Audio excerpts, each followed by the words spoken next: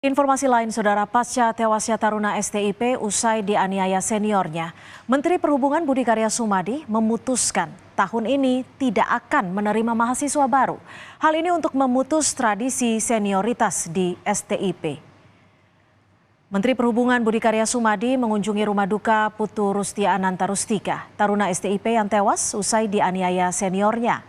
Pasca tewasnya taruna STIP, Menteri Perhubungan Budi Karya Sumadi membebas tugaskan direktur serta sejumlah pejabat di STIP. Langkah ini dilakukan Menhub sebagai tindakan tegas atas kekerasan yang terjadi di STIP. Nantinya kurikulum yang ada di STIP juga akan dirubah menjadi lebih humanis dan berteknologi. Sementara untuk memutus tradisi senioritas yang memberikan dampak buruk, Menhub memutuskan akan melakukan moratorium, yakni tidak menerima siswa baru di tahun 2024. Hal ini bertujuan agar tidak ada lagi istilah senior dan junior.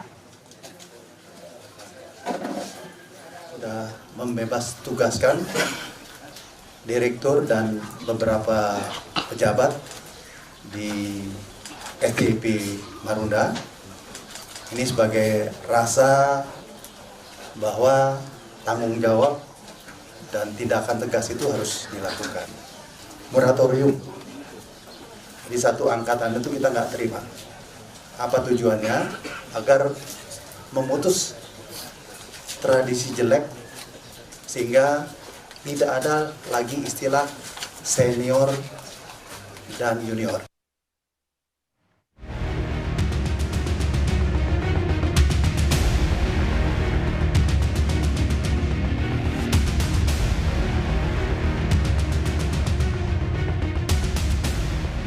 Kasus tewasnya Putu Satriananta Rustika, taruna Sekolah Tinggi Ilmu Pelayaran STIP yang meninggal dunia di tangan seniornya, memasuki babak baru.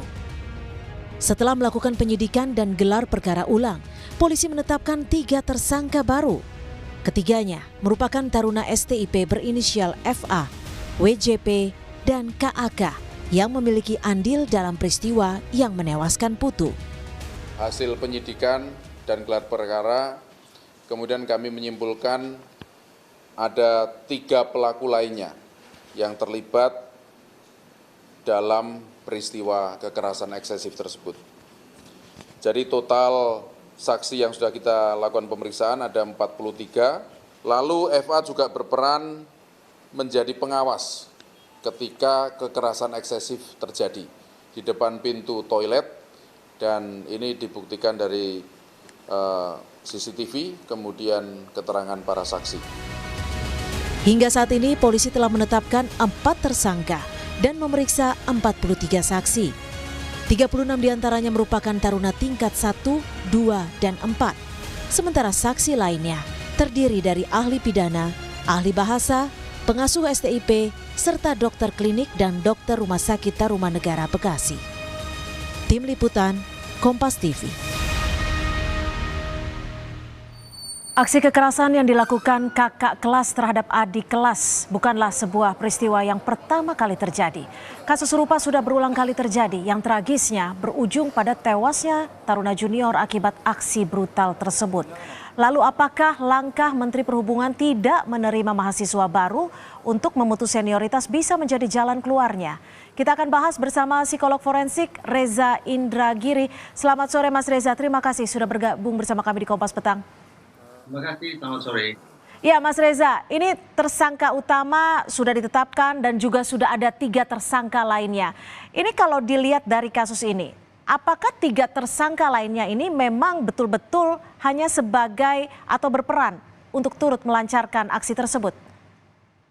Itu bagian dari investigasi kepolisian untuk pada akhirnya menentukan siapa kira-kira yang berperan sebagai mastermind, siapa yang menjadi eksekutor, siapa yang menyediakan sarana prasarana, siapa yang menyediakan exit strategi, dan seterusnya. Namun yang saya katakan satu hal, bahwa Menteri Perhubungan menyatakan moratorium, ini justru secara tidak langsung menyampaikan kepada publik bahwa kekerasan di sekolah tersebut bukan semata-mata insiden. Tidak dilakukan oleh individu per individu atau mahasiswa per mahasiswa. Melainkan sebaliknya, terindikasi bahwa lewat moratorium itu kekerasan sudah menjadi sebuah subkultur yang menyimpang, yang boleh jadi dilakukan oleh banyak mahasiswa di sekolah tersebut. Karena itu memang skala penindakan untuk sebuah subkultur yang menyimpang memang harus berskala luas, berskala masif, bahkan lintas otoritas. Namun pertanyaannya, apakah moratorium 1 tahun saja memadai? Menurut saya tidak. Seandainya dilakukan moratorium, maka sungguh-sungguh harus memutus mata rantai kekerasan itu dengan cara memastikan bahwa seluruh mahasiswa saat ini lulus tanpa ada penerimaan mahasiswa baru. Sementara mereka yang masih berkuliah dipulangkan untuk kemudian menjalani perkuliahan seperti pada masa pandemi, yaitu lewat online. Inilah satu-satunya cara untuk memastikan bahwa kekerasan yang sudah menjadi subkultur tersebut tidak terwariskan dari satu generasi ke generasi berikutnya. Lalu menurut Anda sendiri apa yang menjadi penyebab kultur ini biasa terjadi di tipe-tipe sekolah seperti ini, seperti STIP ini? Pertama, kalau kita mau konsekuen dengan penerapan teori relasi kuasa sebagai penjelasan tentang adanya kekerasan dilakukan oleh senior terhadap junior, maka praktis sesungguhnya di lingkungan apapun, di organisasi apapun yang ada strata, kita akan menemukan sebuah prakondisi yang tanda petik ideal bagi terjadinya kekerasan. Ada senior, ada junior, ada kakak kelas, ada adik kelas, ada kelas 3, ada kelas 2, ada kelas 1. Sekali lagi, selama di situ ada strata, di mana di situ ada hierarki, maka kemungkinan terjadinya kekerasan akan sangat mungkin terjadi. Tapi memang pada akhirnya kita harus tinjau pada aspek individu dan juga pada aspek lembaga. Pada aspek ini yang saya katakan tadi, skalanya harus luas dan dilakukan atau ditangani secara lintas kementerian atau lembaga untuk memastikan bahwa moratorium itu benar-benar efektif nantinya. Oke, lalu apakah yang menjadi faktor-faktornya ini bisa dikatakan karena para siswanya atau mahasiswanya berada di asrama, ada sistem pangkat, ada sistem hierarki. Apakah ini menjadi salah satu faktor utama subculture ini? Saya berkeyakinan bahwa untuk masalah yang pelik semacam ini kita harus melihatnya secara keseluruhan. Tidak bisa secara parsial. Jelas kita harus meninjaunya dari sudut pandang mahasiswa. Kemudian kita menakar seberapa jauh kepedulian atau langkah entah itu preventif maupun mitigasi yang dilakukan oleh lembaga.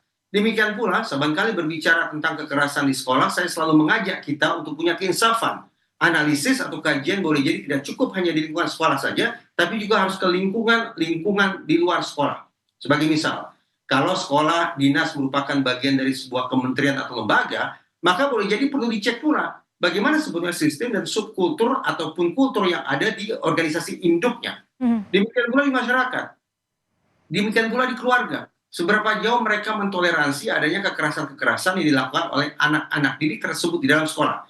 Dengan demikian, tidak tertutup kemungkinan bahwa kekerasan yang terjadi di lingkungan pendidikan adalah letupan belaka, sementara faktor-faktor pengkondisiannya boleh jadi justru datang dari luar lingkungan sekolah. Oke, ini bisa dikatakan sekolah alfa. Kemenhub juga dinilai kecolongan seperti itu. Lalu apakah langkah-langkah yang akan dilakukan oleh Menhub seperti dihapusnya atribusi pangkat, adanya sistem kurikulum baru, dan juga tidak menerimanya mahasiswa baru untuk 1 tahun ini akan memberikan efek atau memberikan jalan keluar? Sistem kepangkatan senior junior memang tidak serta-merta buruk. Karena ini merupakan sebagian cara untuk membangun jiwa korsa. Adanya identitas kebersamaan, penghormatan terhadap sosok yang lebih tua, yang sepatutnya diteladani. Dan sosok yang senior sepatutnya memberikan kasih sayang, kepedulian, pengasuhan kepada adik-adik angkatannya. Tapi yang harus diluruskan adalah bagaimana kemudian sistem hierarki atau kepangkatan itu benar-benar memiliki nilai edukatif yang konstruktif bagi keluaran SDM yang sesungguhnya diinginkan oleh lembaga tersebut. Itu pertama. Jadi pelurusan jiwa korsa atau penjernihan dari subkultur menyimpang menjadi kultur yang diinginkan. Itu pertama.